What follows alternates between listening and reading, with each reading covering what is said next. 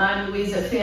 I'm fourth generation Smiley family member, and I'm the, I'm the chair of Mohonk Consultations. I'd like to start this morning first with a land acknowledgement. Mohonk Consultations acknowledges with respect and gratitude that we are living in and sustained by Lenapehoking, homeland of the Lenape peoples. The first peoples who lived here were the Esopus and Minisink peoples of the Lenni Lenape nations. Wars and Indian removal policies forced most of the Lenape westward. Many of their descendants continue to live here and throughout North America. We honor all Indigenous communities, past, present, and future, as we seek to create a safe space for all. In honoring my Quaker heritage, I'd also like to just take a moment of silence for us to fully arrive and be together.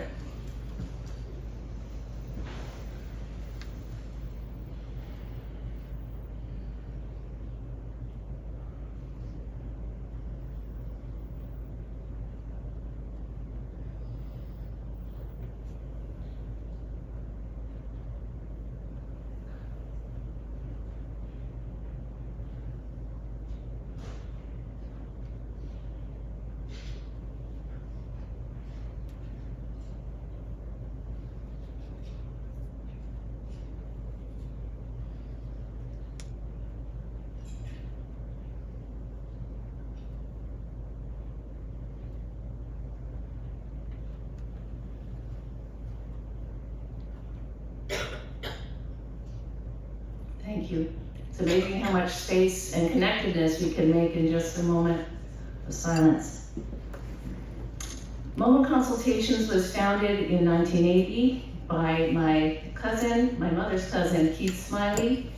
At the time, the Mohonk Preserve had been formed, which was all about preserving the incredible acreage around the hotel. And Keith Smiley felt that that did not go far enough because while it tended to the land and all the critters and creatures that we live with, it did not focus on the human element. So he founded Mohonk Consultations as a way of coming together with hopefully diverse people to have conversations about global and local topics. Please turn off your phones. Since that time, we have done many different kinds of programs focusing on what is of import at the time, both globally and locally. Our history, even way further back, was that Albert and Eliza Smiley, who helped to start Mohonk Mountain House in the late 1800s, hosted the international arbitration conferences here for thought leaders of the time, and they were after a way or alternatives to war. And they hosted those conferences on their own dime from 1896 to about 1916 when war broke out. So that's just a sort of reference to how we need to continue doing good work. It doesn't mean that we always succeed. During this week, something caught my eye that I thought I would read to you because it felt like it resonated with today's conference. And it's written by Maria Popova. She sends out the Marginalian. I don't know if any of you receive it in your emails, reflections, writings, artwork, thoughts. So she says, in times of political crisis, we seem to forget that societies are made of selves, are made at all, that they are collaborative acts of the imagination, works of the creative spirit emanating from the collective conscience of this relational constellation of individuals. As such, they require of us a deep and imaginative sensitivity to other selves, to what it is like to be someone else. That hallmark of our humanity we call empathy. So my hope is that that will be a good base for today's talks and interactions as we are, what did she say? This relational constellation of individuals in front of me. So with that, I'd like to introduce Cara Lee, who is the great force behind this event today.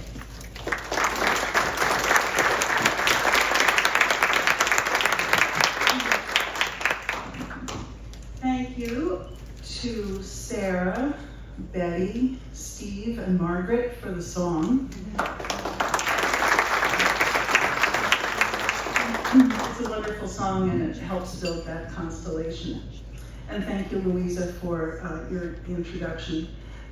We have another acknowledgement to make today because we're here together on Veterans Day. So it's a time to acknowledge our veterans, individuals who may be far away or may be here, perhaps living with physical or emotional scars from combat. As we think and talk about community today, we want to honor our veterans and their place in our communities. So a second welcome. We're so glad you're here. We invite you in for today's conversation. So I want to start with why this topic. We started planning this event almost a year ago. And this idea of thriving together and strengthening community in a time of rapid change. We weren't prescient, but we knew when we started to plan that we wouldn't know the outcome of the election one way or another. But we did know that the topic, strengthening community, building connections between people who share either a geography or an affinity, would be relevant no matter what. And We knew then and we know now that we're living in a time of deep divide and uncertainty. It feels more important than ever to come together, and what better place to focus our attention than close to home, in our very own communities, which is the best place for many of us, most of us, to act in small ways and not small ways to make life better for all of us. So I want to focus my comments for a few minutes on the importance of building connections between people. Many more people are feeling socially isolated, and while the pandemic is effectively over, we know that we came out of it changed. We came into a social landscape that feels different. Many studies have documented, as Louisa alluded to, that community connections have been weakening over decades and before the pandemic, but the pandemic acted as an accelerant, and we emerged into this different new landscape. So, what are the things about the new landscape? Well, we know that many more people are working remotely. Since the pandemic, 22 million Americans are working remotely, which might be good for productivity, it might be good for cutting down on commuting, but it's not so good for making friends at work or building community. We also know that many of the institutions that a lot of us grew up with that grounded people socially in our communities, like churches and social clubs, maybe local sports teams, have fallen out of favor or no longer seem as relevant to many people.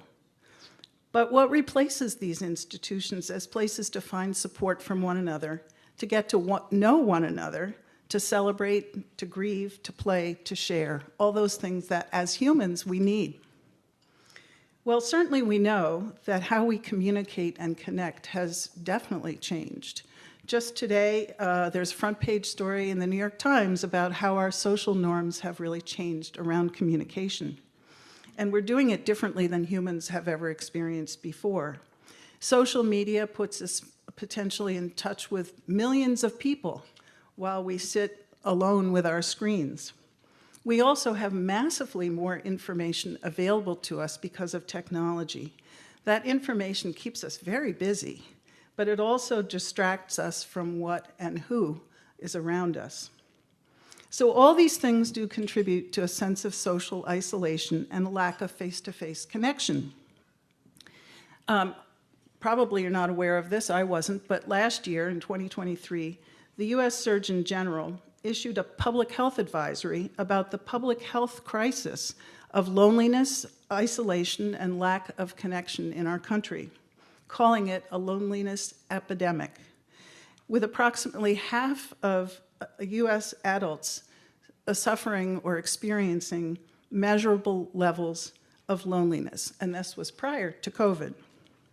His report documents in detail how social isolation harms both individuals and communities. On the individual level, drawing on literally scores of studies that show that loneliness is associated with a greater risk of cardiovascular disease, dementia, stroke, depression, anxiety, even premature death. To put it in perspective, and sort of the soundbite that was in the press release, lacking social connections can have health impacts that are comparable to smoking every day. On the community level, less loneliness and more social connection translates to better community outcomes, from physical health, but also to community safety, resilience, prosperity, and representative government. Less social connectedness results in worse outcomes in all these areas, and particularly plagues disadvantaged communities. So the evidence is in, we can see it, we can feel it, and the data supports the fact that social connections are vital to our personal and collective health. So you are here today because you already recognize the value of connection in our communities, and you are probably already working to support a culture of connection. The work is critical for our own health and well-being and the health of our neighbors, for our collective resilience and ability to cope with challenges that are certainly ahead of us. Plus, We can't expect a democracy to work if we aren't present and prepared to participate, and that takes practice. And let's be clear, we may want to restore a sense of community that we feel may have slipped away, but we shouldn't expect or want it to necessarily look or be the same as it was in the past. Our communities need to be more equitable, inclusive, more diverse, more just, and more trusting than ever. Today, you're going to hear from local people who are doing extraordinary work and practicing a culture of connection every day by bringing people together to identify what they care about, making safe and welcoming places for people to gather and be together, bringing in diverse voices, and providing people with a sense of belonging. But while you'll be hearing from people who are doing this extraordinary work, it's also good for you to remember that every one of us has the ability and capacity to contribute to a culture of connection by practicing respect, volunteering, commitment to one another, and above all, kindness. We all have the capacity to be menders of our social fabric. I'd now like to introduce Elka Gotfryd. Elka is the Director for Pattern for Progress Center for the Housing Solutions and Community Initiatives. She's an urban planner by trade and believes that planning as a field can be leveraged to right our relationships with land and labor. And she will give a broad perspective for our conversations today that will be a great context for everything else that comes after. So, Elka.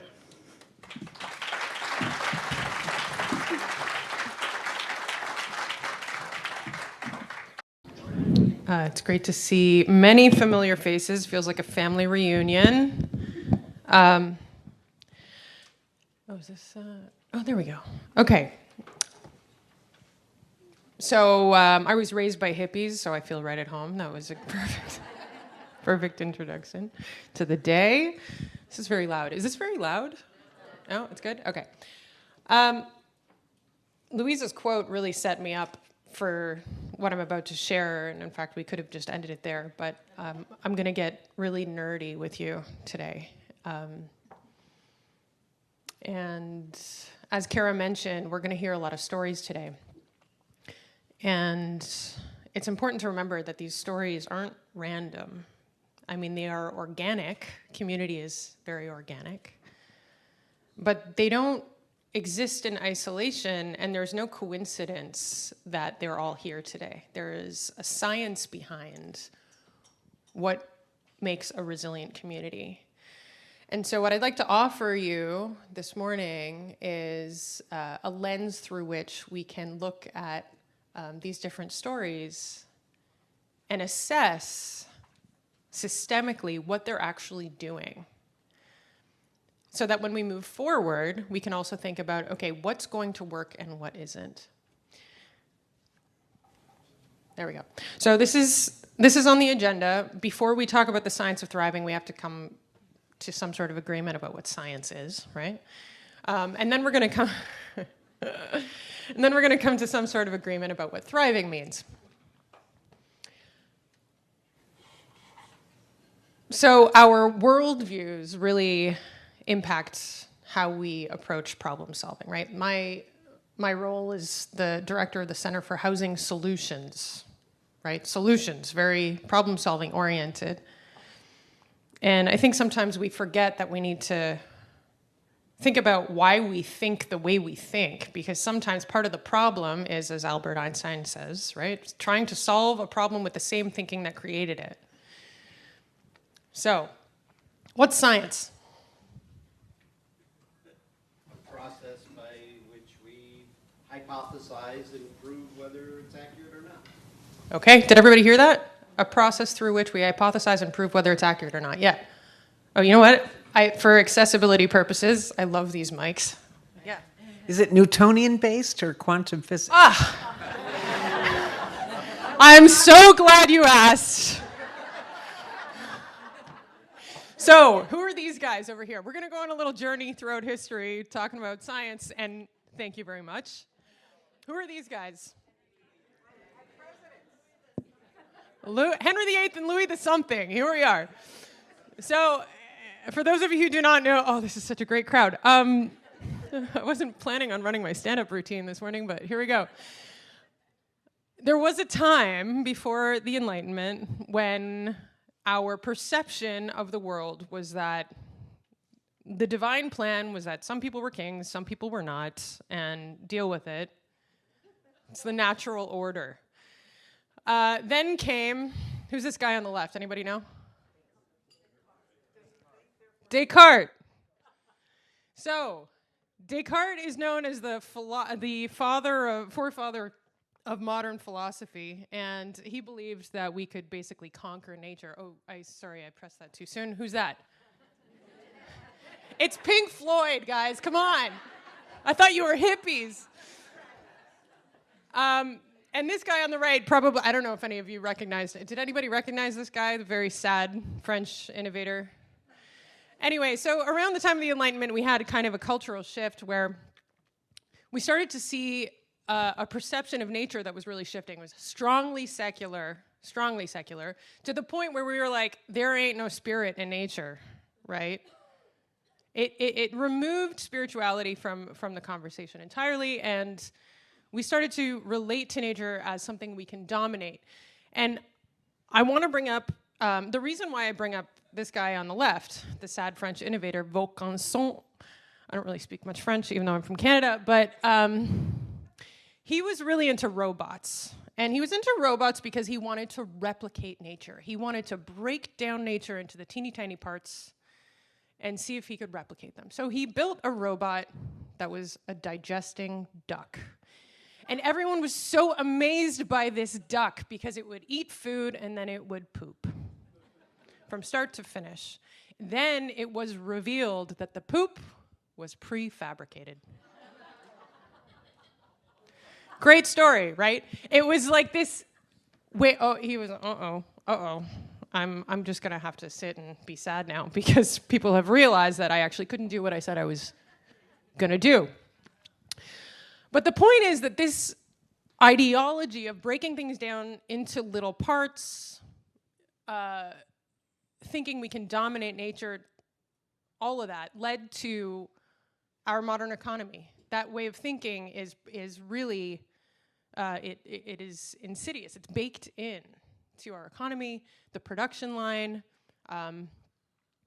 Anyone seen Modern Times? Okay, good. And if you want to read more about the where modern day management practices were born, there's a little QR code up there. I wanted to do that for every slide, but then I ran out of time. But I will share these slides at the end, by the way. I will also send you a reading list if you want. Anyway, we see that society is essentially a product of our scientific thinking, right? And so since the Enlightenment, this is how we've been operating. And I'm not knocking the scientific method. I mean, all of our advances in medicine, in all technology, in construction, how we live, right? There were really wonderful things that came out of that way of thinking. The problem is that it falls short when it comes to complex systems. Newsflash, we are all complex systems. Like, does anybody here feel complicated?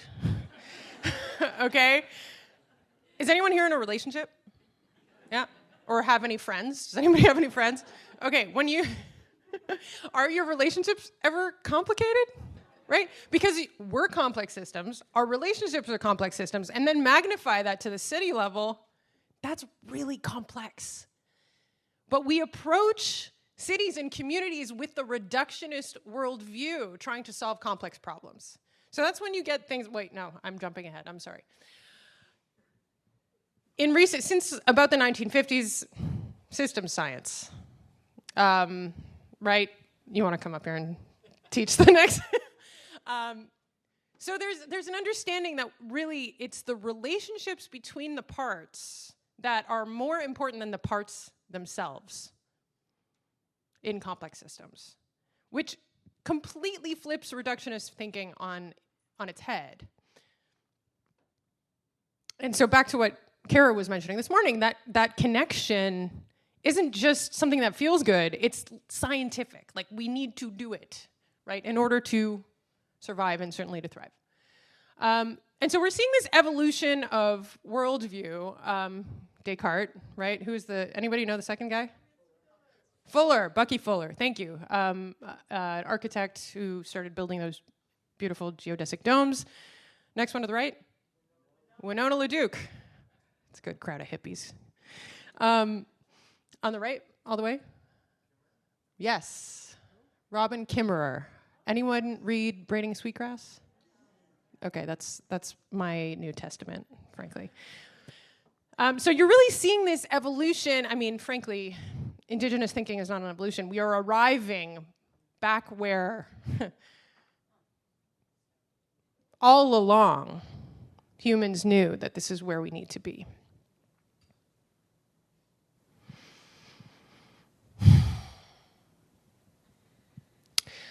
So, I want to just do a little pop quiz here for a second. What are some of the characteristics of a complex society that assumes a simplistic worldview? What do you start to see? Hold on, let's do elections that turn out differently than we thought. Yep. Externalized costs. Externalized costs. Say more about what do you mean? Well, like, okay, you produce some kind of crap, but you don't, and you're in a capitalist society, but you don't put it on your balance sheet. You just dump it in the water. Yes, the belief that our waste doesn't have impact. Yeah. Complexes. People are doing sound bites, and the idea of sound bites loses all context. Right, so we're leaning even further into that simplicity. I think bureaucracy is a... Yes, bureaucracy, absolutely. That hierarchical thinking, breaking things down into simplified parts. Hold on.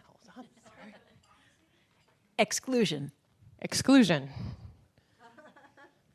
Self-fulfilling prophecy? Yeah, we begin to believe that we're more simple, that we're simpler than we are. Right. A justice system where you're either guilty or not guilty. Binary thinking, yes. Individualism and the take yourself up by your bootstraps idea. Not that we're getting political today, but so I'm kidding. So you've brought up a number of things that I threw into this slide. Siloed government, blaming the individual is one that's really significant in policy. We, Pattern for Progress, recently released our emergency housing report, where we share that in Ulster, Orange, Dutchess, and Sullivan together, there are 550 families living in hotels because they can't afford a place to live. And most of these people are working more than one job. And they're not real motels. And even, in medicine, for example, holistic medicine, how many people in this room, this is interesting, how many people in this room have a homeopath? Right on. Okay, I feel at home. Okay, so holistic medicine is not really something that's part of the dominant culture. Therapy isn't covered by all insurance practices and policies. We take antacids for a stress-induced ulcer instead of taking a vacation. And that's not the person's fault. It's because they probably don't have any pay time off. Or they probably need to be in that job that they're working, right? Now, what is a characteristic of a healthy, complex system in society? Diversity. Flexibility. Yes, and. Right. Cooperation. Yes, and meaning like iterative thinking. Problem solving that isn't A leads to B, but hey, what if we do this? And what if we do this? And oh, that's not working. Adaptability for, right?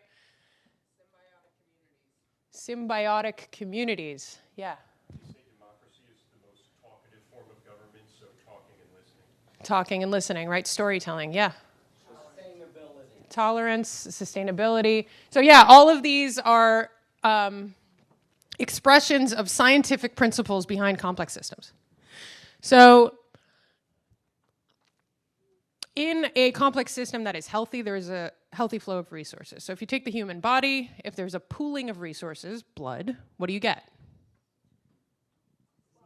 Clots, strokes, systems collapse. There are some economists that look at the 2008 market crash and say that was a pooling of resources, right? Then there was acute stress, and then the market collapsed, right? Any complex system where there is a pooling of resources will lead to the collapse of that system. Whereas if you have a healthy flow of resources through the system and to all different parts of the system, right? So the hierarchy here is not a hierarchy of importance. It's not like your veins and arteries are more or less important. They all serve the function of making sure that the flow of resources is happening in a healthy way. If you get a blood clot in your pinky finger or elsewhere in your body, you're still having there's still a blood clot. I don't know if you can you actually get a blood clot in your pinky? I actually don't know. But one of the important pieces here, I wanna uplift this piece of hierarchy because it's so tied to how our economy works. The hierarchy of importance says that the lower down you are on the hierarchy, the less important you are, right? But think about custodial workers in any institution. So a school, a bank, a hotel, without them, nobody is getting paid. And so as soon as you start to see that, the entire hierarchy of importance falls apart.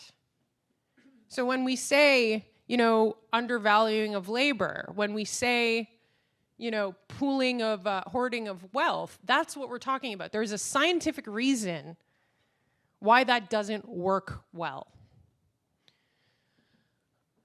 Two other words that we sometimes hear are resilient and efficient.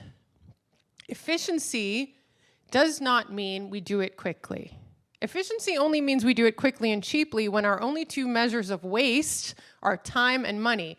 When our measures of waste are any kind of waste, efficiency is a different thing,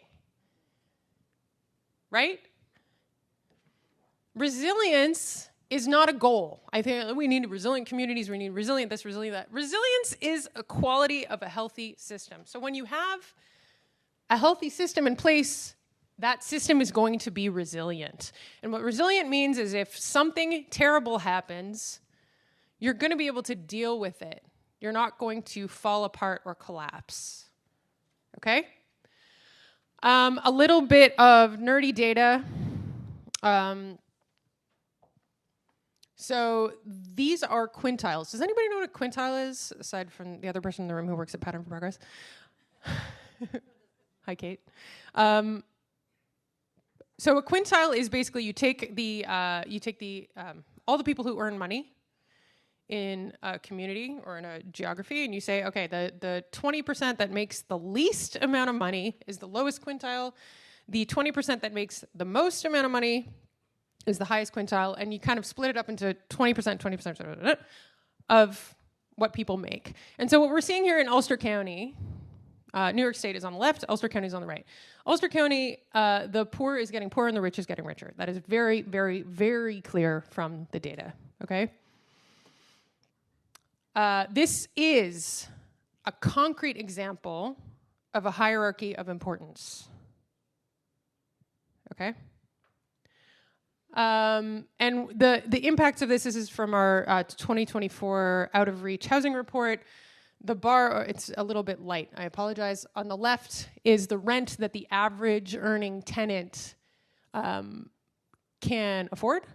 And these two bars over here are fair market rents. So those are not even average rents, they're a little bit lower than average rents. And on the bottom, we have the same type of analysis for home ownership. Let's just say the average earner or the median earner cannot afford a mortgage, right? We know this. There's no such thing as a starter home anymore. It's an extinct species. Here we have the actual number of housing units per region versus the number of households. We have more housing units than households, right? People have second homes, third homes, fourth homes. So when you think about that systemically, it's a pooling of excess, right? This is data on corporate ownership. I'm not going to get heavily into it, but the point is that there is a pooling of excess wealth rather than a flow of wealth throughout a system.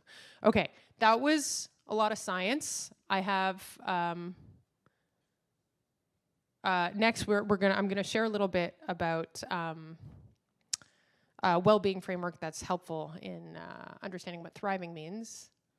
Does anybody have any questions about what we just heard? Maybe like 2 questions, and then I'm going to jump into the last 5 minutes of the presentation. See that last slide again? This one? What is being owned?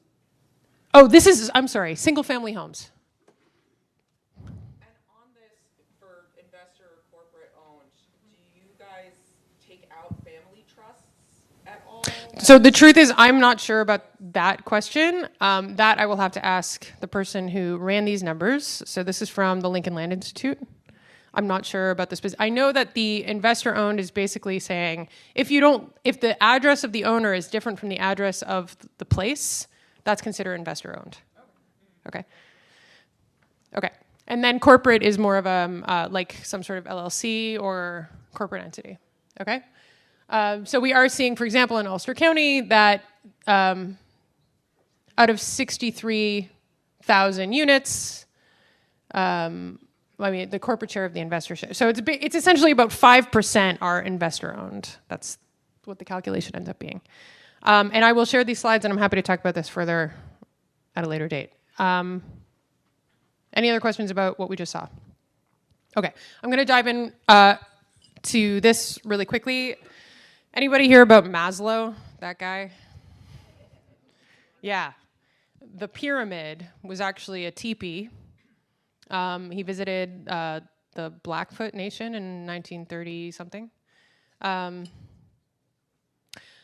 And in the indigenous wisdom, the self-actualization that Maslow put at the top of the pyramid was actually at the bottom, right?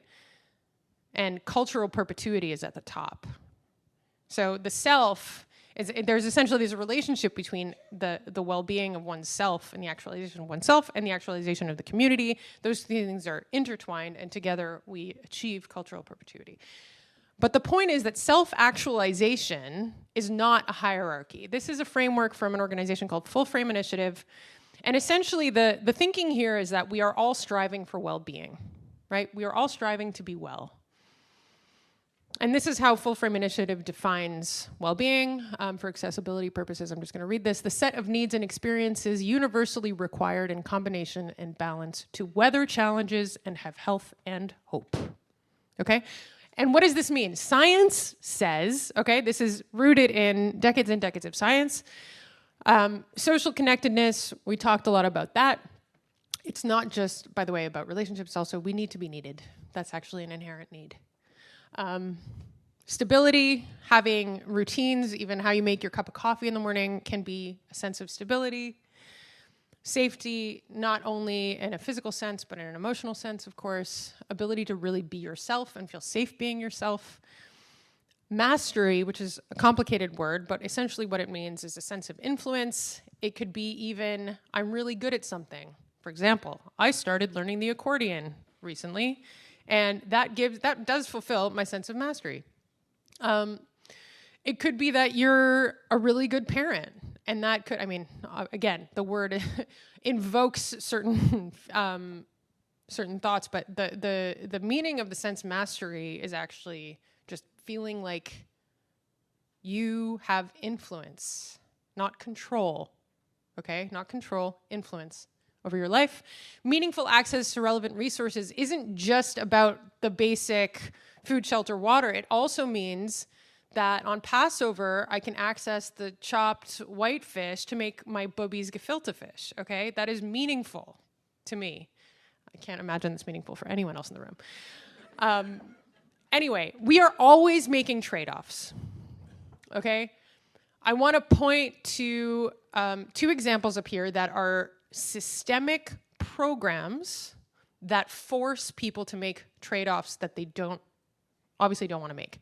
One is apropos living in a hotel. I live in a hotel and I was offered a Section 8 apartment that's far from my job. What's the trade-off here? Just based on what we just talked about. What's the trade-off I'm making? Access. They're trading access for housing to their job, for convenience of. Right, and the Section 8 apartment could be stability, it could be safety, it could also be access to resources. But if it's far from my job, especially if I don't have a car, I don't have a way to get there. If my kids are in school and I have to get them to school, that's another layer of it. So that's a systemic decision that we've made, right?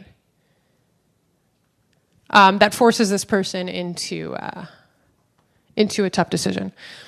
Domestic abuse programs often require that the woman leaves, even if she has kids. Talk about trade-offs. If anybody here has had a job that they weren't happy with, but it paid the bills, that's a trade-off too, right? We're always making trade-offs. So I've come to the end of my presentation, and we're going to dive into the day. I want to take maybe 2 minutes. Is that okay? For some questions. And actually, maybe I think I started 25 minutes ago. Wow, I sped through that. So I think we actually have 5 minutes for Q&A, if anyone's interested. Yeah, okay, hold on. Oh, can I use one of these? What's that? Oh, we have an open mic. Oh, they said open mic. Yeah, oh, fun. Presentation. I'm curious what, over here. Oh, thanks. I'm curious how you deploy these philosophies in your own line of work and what results you've seen. That's a really tough question. So one of the housing solutions that we talk a lot about is permanent affordability. So when we think about public subsidy going into housing, for example, through low-income housing tax credits, or through subsidized homeownership programs like Habitat, both of those are very, very, very important programs, by the way. However, the one thing that is challenging about those programs is that the subsidy, let's take Habitat, for example. A lot of Habitat models are switching to a community land trust model, which adopts permanent affordability, because the public subsidy has a perpetual impact. So you're not subsidizing the individual homeowner, you're subsidizing the home itself. So that if a homeowner purchases a home through Habitat, they still acquire equity, even if it's limited equity, or actually after a contract of 30 years, they end up with a market rate home. And if it was a permanently affordable home, they would agree to, it's essentially entering into agreement where they acquire less equity in order to kind of pay it forward to the next homeowner. And that equity that they acquire, if they want to enter the market, right, they can still do that with the equity that they've gained. And so what that does is it keeps the flow of that money rather than that, and it keeps that home accessible and affordable, right, within the system, contributing to that flow without having it end up in a market where the excess of wealth is pulling to the top. So that's one example of a solution that we do talk about regularly. Is that helpful? Okay. Okay. Hi, so I'm just wondering, with your talk of the 500 and change families that are in hotels, motels in Ulster County, did you guys... It's Ulster, Orange, Sullivan, and Dutchess. It's like the core mid-Hudson. Yeah. Yes, did you guys survey if those, while looking at that, if those motels are actually functioning as motels and hotels? No, Only housing. we looked at DSS data. So DSS data is essentially who's being placed where, and we looked only at people being placed in hotels. That's how we approached it. We didn't actually go out and survey, and no, we didn't. Gotcha. We did speak to people. There are interviews on that. I mean, so if you go on our website, find the report, there are actually stories from people who are living there. Yeah, I work directly with people who live in 3 of them in Ulster County. Copy. I run a food pantry. I'm a director of operations. Thank you. Food pantry. And actually 3 of those 3 motels that I service in the Rondout School District and then 1 in Kingston, 2 of them don't have potable water. All 3 of them don't provide toiletries, anything for these people. That's why I was curious if you guys happen to do any like conditions of No, that they're unfortunately, functioning- yeah, they're that's functioning as apartments housing without. yeah. being- That would be up to the regulators. I think that's it. So this is what we talked about, and I will happily share these slides. And for the rest of the day, we are really. Where does this thing? There it is. This question everyone is going to answer today, right? It's every single story that you're going to hear is going to be answering this question. And I encourage you to kind of look at it through that lens of, okay, why is this working scientifically, and how can we think about scaling this up and replicating it, et cetera. So thank you. Yeah.